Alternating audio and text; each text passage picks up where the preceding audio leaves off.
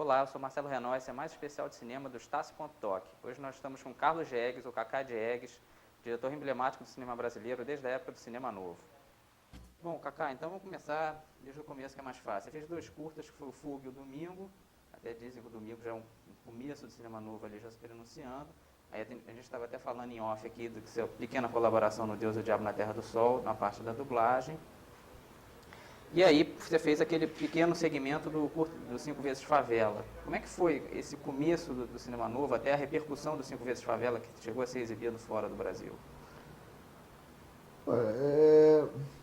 Na verdade, o cinema sempre teve na minha vida, né? Eu, antes de ser um cineasta, sou um cinéfilo. Eu adorava ir ao cinema, sempre fui ao cinema desde pequeno, e fazia meus cadernos de ficha técnica. Então, o cinema novo, acho que no fundo foi apenas um encontro entre pessoas que tinham os mesmos gostos, as mesmas manias e o mesmo amor pelo cinema, né? Então a gente fazia filmes juntos, um ajudava muito o outro.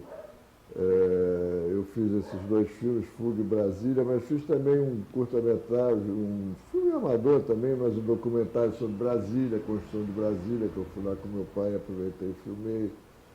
E quando eu trabalhei, quando eu ajudei Glauber no Deus e o Diabo, que muito pouco, apenas participei um pouco da dublagem, nós já tínhamos feito Barra Vento, 5 vezes Favela, uma porção de outros filmes que foram o resultado desse encontro entre pessoas que tinham o mesmo gosto e a mesma vontade de fazer cinema. Até o Paulo César Sarraceni fala que o cinema novo era muito em cima de amizade, né? Tinha essa... Ele dizia que o cinema novo era também uma questão de amizade. E era mesmo. Agora, a gente gostava dos filmes uns dos outros, não porque era amigo, isso é o contrário, era amigo porque gostava dos filmes uns dos outros, né? E esse gosto, esse prazer já vinha dos curta-metragens. Paulo César fez, junto com o Mário Carneiro, o Arraial do Cabo, que era um filme importantíssimo já, né? E Glauber já tinha feito também 2 curta-metragens na Bahia, o Pátio e como é o nome do outro, meu Deus, agora me deu um branco. Cruz. Não, Cruz na Praça. Então, esses curta-metragens, a gente começava a ver os curta-metragens dos outros e dizia, é isso que a gente quer fazer, né? E aí foi por aí. Aí você ficou super amigo do Glauber, e tem até uma história que você foi a Sintra tentar convencer ele a voltar para o Brasil, isso em 1981, e que ele até, de certa forma, te incitou a fazer o Quilombo, que você realmente fez o Quilombo muito em cima de um pedido do Glauber? Não, ele já sabia que um dos meus projetos era fazer o Quilombo, né? Ele apenas insistiu que eu fizesse. A gente sabia que ele estava doente, eu falava muito com ele pelo telefone, trocava muito. Na época não tinha e-mail, mas trocava muitas cartas, a gente se falava muito pelo telefone, e eu resolvi tentar fazer ele voltar para o Brasil, porque eu achava que no Brasil ele podia se cuidar melhor. Ele até me prometeu voltar, eu fiquei lá um longo fim de semana, uns 4 dias com ele em Sintra, mas é claro que ele não cumpriu, ficou lá mesmo. E ele, Glauber, tinha essa Glauber, para entender Glauber, eu preciso entender que não havia fronteira entre público e privado no Glauber, né? O público e o privado era uma coisa só, a amizade, o cinema, a revolução, o amor, era tudo uma coisa só. Faziam parte do mesmo mundo, do mesmo espaço. E ele tinha muito essa coisa de projetar a vida, se meter na vida da gente, se projetar a vida da gente. No caso do Quilombo, ele insistiu muito para eu fazer o filme, mas ele já sabia que esse era um dos meus projetos, né? Eu, na época, a gente tem sempre 2 ou 3 projetos em torno dos quais pensa o que vai fazer no próximo filme, mas eu já tinha falado com ele que eu queria fazer Quilombo, como o Nelson queria fazer Memórias do Cárcere, aí ele também, não, digo ao Nelson que ele tem que fazer Memórias do Cárcere e tal. E Glauber era muito mandão, né? Mas esse mandão assim no sentido de organizar o mundo segundo um ponto de vista que era muito generoso. E falei do Quilombo também um pouco porque você fez filmes ligados à questão negra, né? A questão da escravidão no Brasil. Até teu primeiro longa foi o Ganga Zumba. Ganga Zumba. Pode ser praticamente o Quilombo, que seria uma continuação do Ganga Zumba, mais ou menos assim, né? Como é que foi fazer esse longa? Você saiu um pouco, começou a fazer um filme da história do Brasil, não se estava fazendo tanto, não se faz muito, na verdade, filme sobre a história do Brasil, né? Você acha que isso é uma questão que os americanos levam vantagem em relação a gente? A gente filma muito a história deles, às vezes mesmo em eventos pequenos, E a gente, às vezes, não pega os nossos grandes, né? Você acha que tem essa questão no Brasil? Olha, os americanos, eles passaram a vida fazendo filmes sobre a América, né? O principal tema do cinema americano é a América, né? Mesmo quando é um filme de gênero, assim, um thriller, um musical, um western, está sempre se referindo a eles mesmos, à história deles, né? A história recente ou antiga, mas está sempre se referindo à história deles. O cinema americano é a construção do país, né? A construção do país. E isso aí é um exemplo muito bacana do que eu acho que podia ser um cinema nacional brasileiro também, na construção do país também. Quando eu fiz o meu primeiro longa-metragem, não era para ser o Gangazuba. Eu tinha como projeto de longa-metragem um filme urbano que se passava, era uma história de amor entre um jornalista e uma moça que morava numa favela, uma sambista, uma coisa muito típica daquela época. Mas como eu tinha feito o episódio do 5 vezes Favela, eu achei que não devia repetir o mesmo tema. Então, resolvi fazer Quilombo, o Gangazuba, que também era um projeto que eu queria muito fazer. O Zumbi era um personagem mitológico na minha vida, porque eu sou do Nordeste, eu sou de Maceió, onde se deu a história, a Serra da Barriga, coisa e tal. E eu via muito as babás contarem as histórias do Zumbi, que dizia que o Zumbi voava, não sei o quê, toda uma mitologia que me interessava muito. Então eu fiz o Gangazuba. O Quilombo é um pouco consequência de Gangazuba, porque Gangazuba é um filme que eu fiz sem recursos, você vê que é uma reconstrução histórica, mas, sei lá, 90% do filme se passa no meio da floresta, então a reconstrução é somente a roupa de escravo, que é uma coisa banal que qualquer um pode fazer. Então o Quilombo era o Gangazuba que eu não fiz, que eu não pude fazer, o que eu não tinha condições de fazer. Na verdade, no fundo, é um mesmo tema, mas também é diferente, porque o Gangazuba era um filme sobre a liberdade, no momento que a gente discutia muito isso, enquanto o Quilombo já é um filme sobre a utopia mesmo, sobre aquilo que podia ser o Brasil em termos de generosidade humana, igualdade social, etc. E logo em seguida você partiu para A Grande Cidade, com até a irmã do Glauber Rocha, Alessi, Antônio Pitanga e Leonardo Vilar. E esse já foi também um grande sucesso, e ali é considerado já um clássico de cinema novo, né? A Grande Cidade foi mais próximo daquele que deveria ser meu primeiro filme, né? Bem mais próximo. É um filme que é totalmente escrito por mim, inventado, com participação do Leopoldo Serran, o roteirista que faleceu recentemente. E é um filme que até hoje eu gosto muito. Foi um filme de sucesso. Em geral, as pessoas dizem que o cinema novo não dava bola para o público, etc.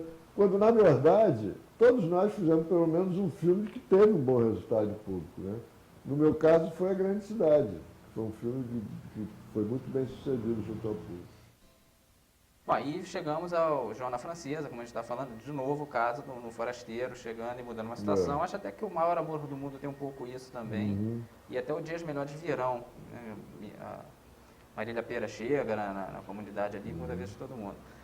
Como é que foi trabalhar com a Jeanne Moreau, que era um ícone do cinema? E eu acho que ali você conseguiu uma coisa única, que foi juntar duas grandes atrizes numa interpretação só, né? Que é a Jeanne Moreau atuando e a Fernanda Montenegro dublando ela.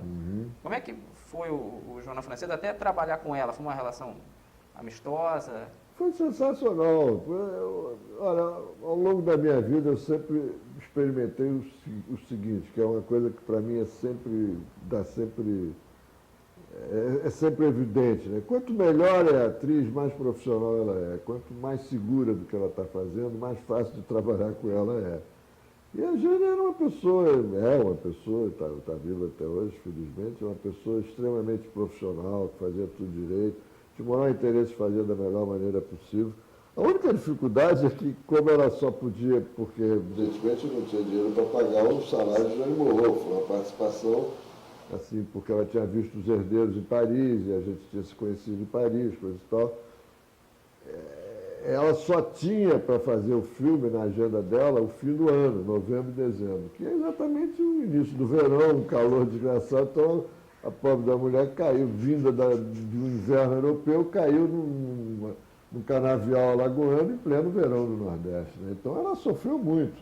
E para isso a gente tinha que organizar as coisas de uma maneira mais razoável, ou seja, A gente começava a filmar muito cedinho, 5, 6 horas da manhã, e às 10, 11 horas já tinha que parar porque ninguém aguentava mais, e só retomava depois 3, 4 horas da tarde. Então, tinha que tomar certos cuidados, mas isso não era culpa dela, isso é porque realmente era impossível. Fora disso, ela foi extremamente carinhosa, generosa, e se empenhou muito. E até fiquei muito feliz que agora ela fez 80 anos no início do ano, e a Cinemateca Francesa fez uma homenagem a ela e pediu para ela escolher alguns filmes dela para passar durante uma semana ou duas. E um dos filmes que ela escolheu foi Joana Francesa, tanto que eu fui até lá para assistir a sessão e tudo. E foi muito legal. E a Fernanda era a escolha natural. Quer dizer, quem é que eu vou escolher para dublar a maior atriz de cinema contemporânea? A maior atriz do cinema brasileiro, né? A maior atriz do Brasil, e foi Fernanda que fez muito bem. Aí chegamos ao Chica da Silva, que eu diria até existe uma certa trilogia sobre a escravidão, mais ou menos. Claro que o Chica é bem diferente do Gangazumba e do Quilombo. E também é um filme leve, assim, a Zezé Mota está muito bem, achou o papel que estourou ela, né? Como é que foi o Chica da Silva? Ele foi o teu maior sucesso popular, né? Foi, sem dúvida nenhuma. Até hoje ainda é um maior sucesso popular meu. E o Chica da Silva foi um filme feito com alegria mesmo. Nós estávamos já no final da ditadura, já tinha começado o governo Gás, a gente já tinha esperança na redemocratização, já havia a famosa abertura, né, lenta e gradual, coisa e tal. E é um filme. A diferença do Chica da Silva para Quilombo e Bye Bye Brasil é que não é exatamente um filme sobre a luta pela liberdade. Esse é um filme sobre como dar a volta por cima, né? E eu devo muito isso a Zezé Mota, que foi espetacular. A Zezé não era conhecida, eu vi a Zezé fazendo teatro e eu disse, o Chica da Silva tem que ser essa mulher, não tem outra atriz para fazer esse papel. E aí fiz tudo para ela fazer, ela fez aliás, a gente fez uma opção de teste com outras atrizes, mas minha cabeça estava feita, ela, a Zezé mesmo. E o resultado que a Zezé deu ao filme é extraordinário, né? E foi o filme que lançou ela, foi o filme que transformou ela numa estrela como ela é até hoje, merecidamente. Aí tem o Chuvas de Verão, que foi um filme, um roteiro só seu, né? Eu acho que o Chuvas de Verão, é engraçado, o começo me remeteu a um Felicidade Não Se Compra, ao contrário, ele até começa com a música que Felicidade Não Se Compra, termina, assim, como se o personagem principal fosse um George Bailey, só que pessimista, né? Começando a aposentadoria, né? Um filme um pouco, até dedicado aos seus filhos, né? É um pouco melancólico em algumas partes, e ele é sempre uma pessoa correta, né? Ele poderia ter entregado o bandido, não entregou. E você fez também O Maior Amor do Mundo, ele é muito seu em termos de texto. Eu acho que os dois filmes eles são parecidos, né? De enfocar o Maior Amor do Mundo, então é um final de vida clássico. O personagem sabe que vai morrer em pouco tempo. Você vê também essa similaridade nos dois filmes? Vejo sim, tem muito a ver.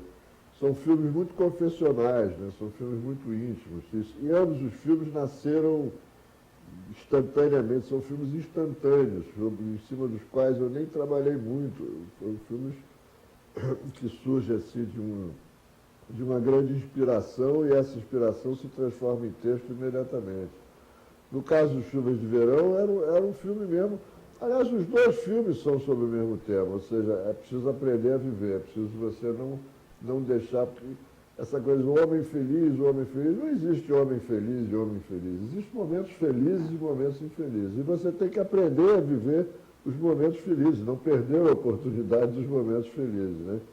Então, inclusive Chuvas de Verão eu dediquei aos meus filhos, que na época eram duas crianças muito pequenininhas, exatamente por isso, que eu dizia, olha,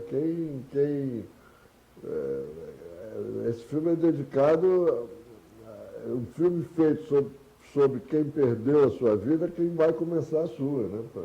É importante saber disso. E o Maior Amor do Mundo é um pouco sobre isso também, né? Aquele homem que perdeu tanta oportunidade de ser feliz e que se recusou aos sentimentos, que se recusou ao amor, que se recusou à amizade e que, portanto, termina mal a sua vida, né?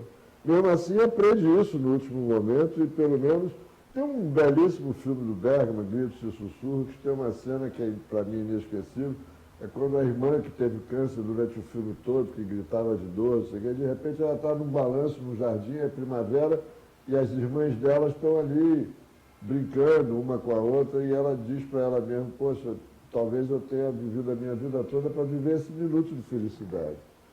E eu acho que o maior amor do mundo de Chuvas de Verão é um pouco sobre isso, sobre curtir esse minuto de felicidade. Chegamos ao Bye Bye Brasil, que é um filme emblemático na tua carreira, até da época, né? Foi um filme que fez muito sucesso, inclusive fora do Brasil. Também né? É o road movie por excelência, praticamente. Ele é um filme ali de conhecer o Brasil, né? Um Brasil que não era mostrado, teve o Iracema Transamazônica um pouco antes, também tratou um pouco isso. Mas eu acho o teu até mais enfático nesse sentido, né? O José Wilker, numa entrevista recente até que ele fez com a Sônia Braga, ele falou que achava que, antes de fazer o Bye Bye Brasil, na verdade até fazendo, que ele achava que o Brasil uma hora ia se dividir em 4, 5 países, porque ele achava que não havia unidade no país. O norte era por demais diferente do sul e por aí vai. E que ele acha que com o tempo, que ele foi vendo que a televisão, apesar de todos os seus problemas, ela deu uma cola no país. Ela conseguiu criar essa unidade, nem que seja às vezes sufocando um pouco os costumes de cada lugar. Você concorda com essa visão dele? Concordo, sim. Eu acho que a televisão no Brasil, você sabe que a televisão no Brasil é um fenômeno social que não tem igual no mundo. Talvez só nos Estados Unidos a televisão seja um fenômeno social como é no Brasil. E esse fenômeno social no Brasil se traduz como um elemento de integração nacional como nunca houve na história do país. O Brasil é um milagre, é um país desse tamanho, que ficou desse tamanho a vida toda, que ninguém tomou pedaço, que não se dividiu, pelo contrário, que só fez crescer, né? Ganhou o Acre, coisa e tal. E, no entanto, é um país que ficou junto com a mesma língua, né? Com os mesmos costumes, de um modo geral, e que a televisão completou essa integração. A televisão foi, digamos assim, o fator moderno dessa integração, para o bem e para o mal. Isso aí faz parte da história do mundo. O mundo hoje não está globalizado, o Brasil se globalizou antes, entendeu? E essa globalização não foi o único fator, não foi o único elemento, mas foi o principal elemento, a televisão, não tem dúvida nenhuma. É curioso, o Bye Bye Brasil é um filme muito curioso, porque é um filme que nasceu de uma experiência que eu tive no Joana Francesa, 5 anos antes. Porque o Bye Bye Brasil não é daqueles filmes instantâneos que eu estava falando, como Chuvas de Verão, O Maior Amor do Mundo. O Bye Bye Brasil foi um filme que eu desenvolvi durante muito tempo, fiz várias viagens aqueles locais todos, né? Escrevi em grande parte com o Leopoldo Serran também. E o Bye Bye Brasil nasceu de uma experiência que eu tive em Joana Francesa, um dia terminando de filmar no Canavial, eu voltando para a cidade onde a gente estava hospedado, União dos Palmares. Eu de longe assim vi a cidade com uma luz azul em cima dela, parecia um disco voador parado ali. E quando eu cheguei era uma televisão na praça, como na época se fazia muito nessas cidades pobres do interior, o prefeito comprava uma televisão e botava na praça para todo mundo ver.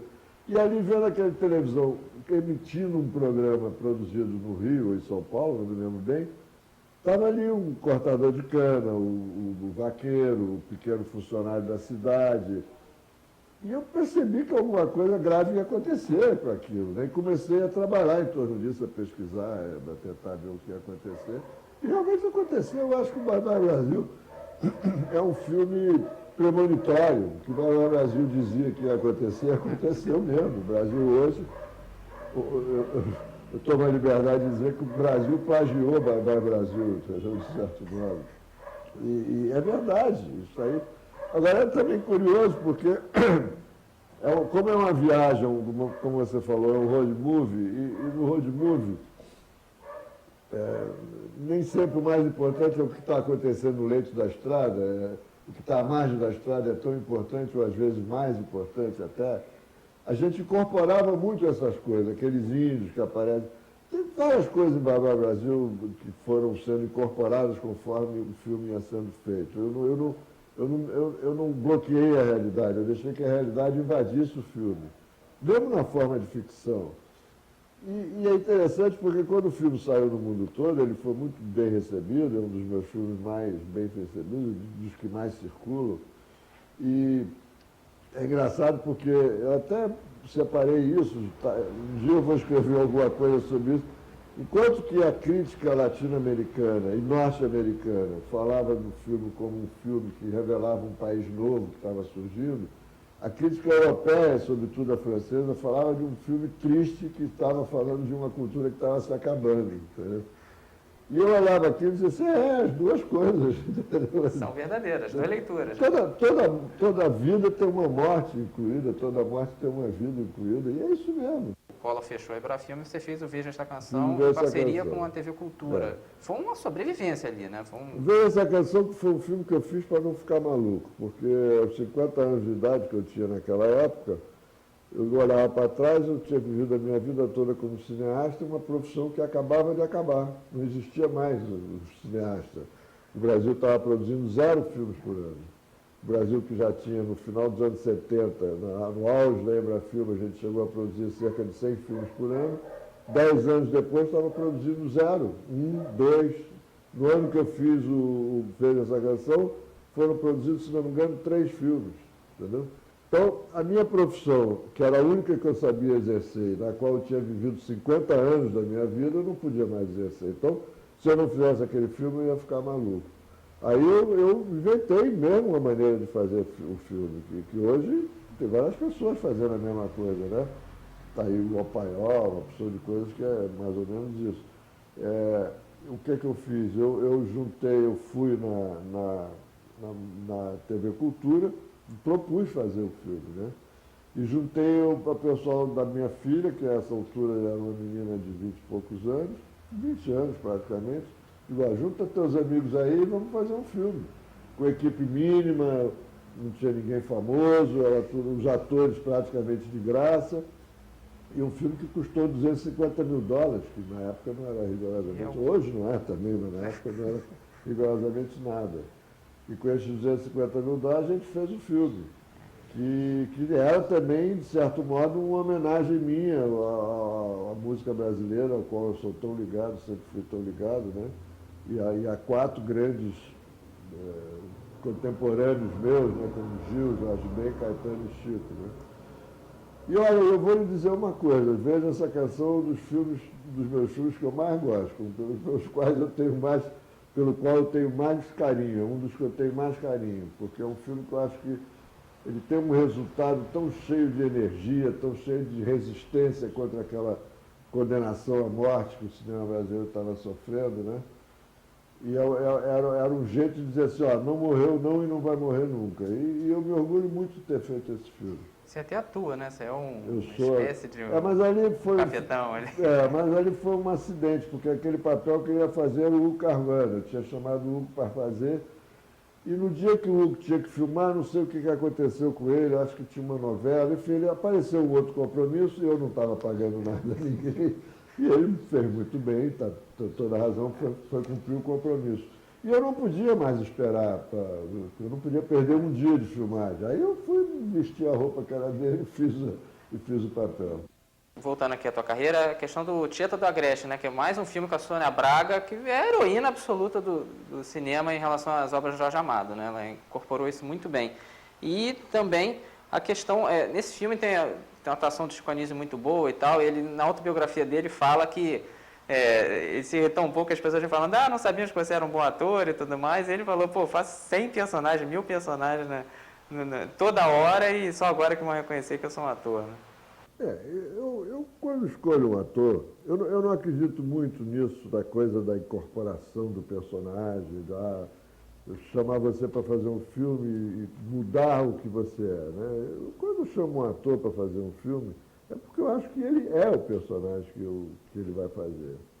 Então o que ele tem que fazer é apenas inventar uma nova biografia para ele mesmo, que é a biografia do personagem. Então eu procuro fazer com que o filme tenha atores que interpretam de maneiras iguais a que você vê na vida real. Um é mais tímido, o outro se expõe mais, o outro é stanislavskiano, o outro é mais brechtiano. Na vida real é assim, você se reúne, nós somos aqui 6, 7 pessoas, cada um de nós tem um jeito de falar, um mexe com a mão, o outro não mexe. Eu acho uma besteira esse negócio de você querer unificar as pessoas, porque os atores são representantes de uma vida real, e na vida real nós somos muito diferentes uns dos outros. É importante que isso passe nos filmes. Então, eu, quando escolho um ator para fazer um filme, eu não tento tirar dele aquilo que ele não é, o que ele não tem. O que eu tento é adequar a biografia dele à biografia do personagem. E ele vai ser no filme aquilo que ele é na vida real.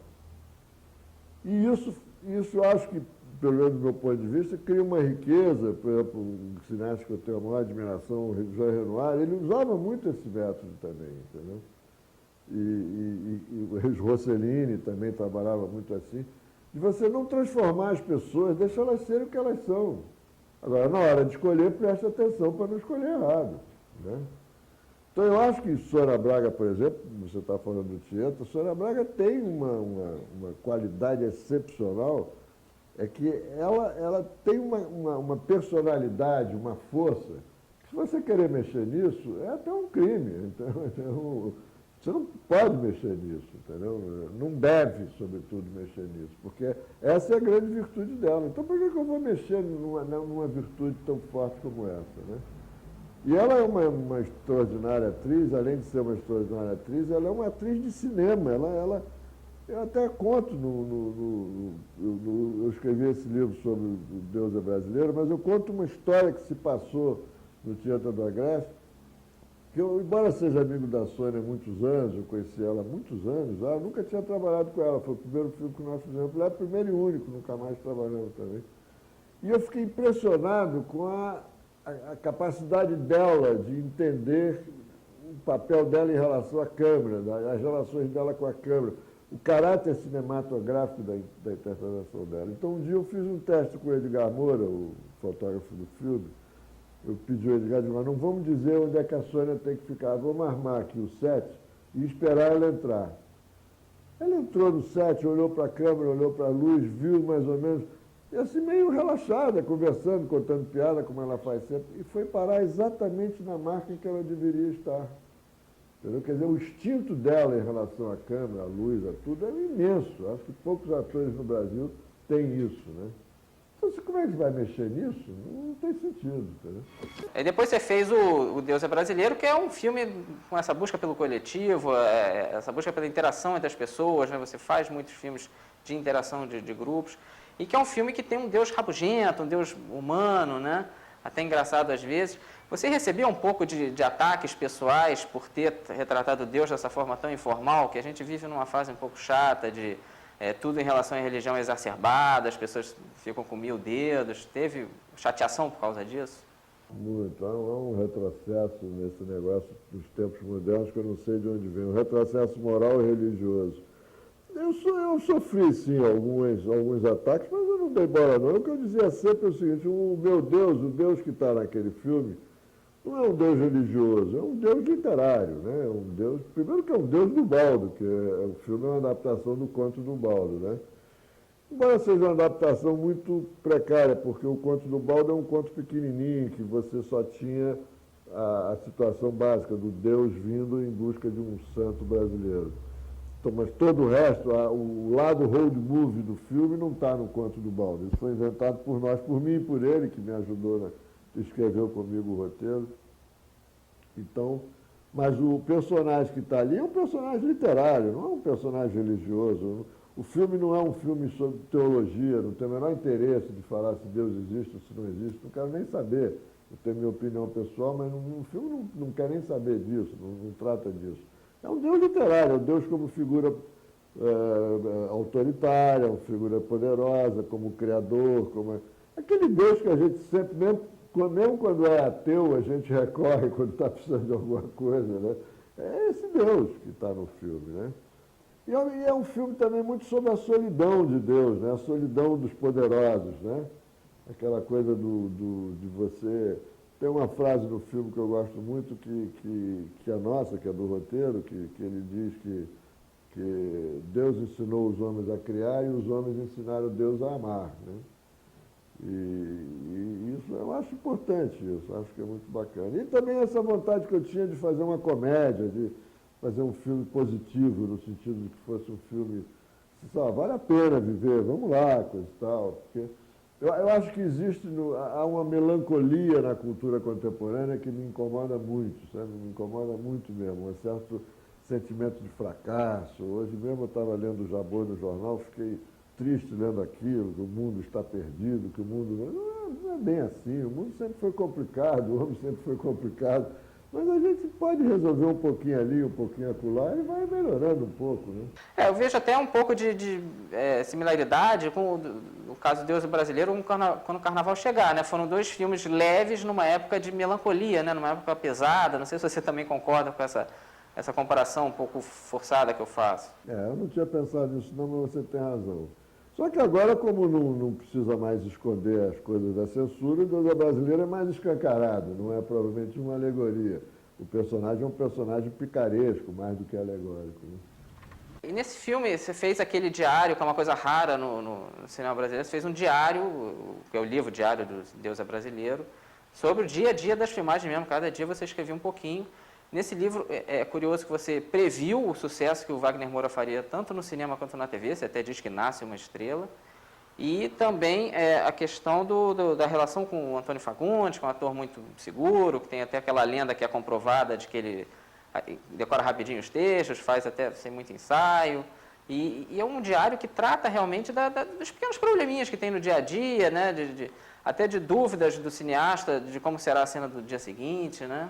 O Fagundes é um grande ator, é um ator extraordinário, é um homem que nasceu para fazer isso, né? E ele tem uma generosidade como ator muito grande, porque ele não só se preocupa com o que ele está fazendo, mas com o que o parceiro com quem ele está protagonizando também se saia bem, né? Ele ajudou muito o Wagner. O Wagner é um grande ator, como eu digo no livro. Quando eu vi o Wagner no teatro, eu digo, bom, é esse que eu vou botar no filme e esse cara vai longe, vai ser uma grande estrela. Eu tenho certeza que vai ser uma grande estrela. Mas Wagner não tinha muita experiência. Hoje tem, hoje Wagner está aí. Mas não tinha muita experiência. E o Fagundes ajudou muito ele. Deu muita força a ele. Não só força moral, de te dizer, vai que você é bom, mas real mesmo na encenação, na forma de se comportar, de não sufocar o outro, entendeu? E isso eu devo muito a eles, e mais a Paloma. Os três foram definitivamente fundamentais para que o filme fosse o sucesso que foi, que Deus é Brasileiro é quase o mesmo sucesso de Chica da Silva, se você for comparar. Chica da Silva fez quase 4 milhões de ingressos, mas numa época em que se vendia no Brasil 200 para 300 milhões de ingressos. E o Deus é Brasileiro fez 1 milhão e 700 mil ingressos, numa época em que se vendia 100 milhões de ingressos. Então, se você for comparar relativamente, Deus é Brasileiro é quase o mesmo sucesso que Chica da Silva. O cinema tem essa característica de nascer da literatura, do teatro, da música, às vezes até de sonhos e de imagens. O Limite, do Mário Peixoto, surgiu de uma foto numa revista que ele viu. Você acha que o cinema é uma arte realmente mais rica, até por abarcar música, imagens, todo um espectro que às vezes as outras artes não conseguem abarcar, até arquitetura, né, até os cenários? Eu não gosto muito dessas comparações, é melhor, é pior, é melhor, é pior. O Eisenstein diz que o cinema é a mais maravilhosa invenção do imaginário humano. Eu sou fascinado, acho que o cinema é uma coisa fascinante, né? Tem essa capacidade de abarcar uma porção de áreas artísticas, né? A música, o teatro, a literatura, as artes plásticas. Mas tem uma coisa que é do cinema, que é uma coisa muito difícil de ser definida, né? Que já se chamou de específico fílmico, mas ninguém sabe direito o que é o específico fílmico.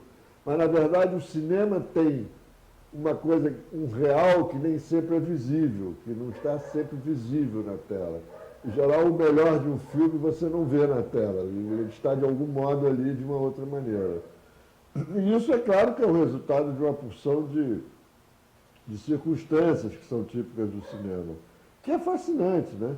Eu acho, por exemplo, que daqui a 100, 150 anos, quando tiver alguma pessoa que queira entender o que foi o século XX, ele vai ter que ver isso no cinema, que não só reproduziu, espelhou o que o século foi, como inventou o século também, criou modas, criou costumes, criou hábitos, criou até modos de se conviver um com os outros, né? Então, isso eu acho que é uma grandeza extraordinária que o cinema tem, de modo que eu posso te dizer que, por exemplo, tudo isso que está surgindo aí, do celular, do filme celular, a internet, o DVD, tudo, a televisão, tudo isso, no fundo, são os filhos do cinema. Né? São os filhos de uma família cujo grande patriarca, o grande avôzinho, fundador é o cinema.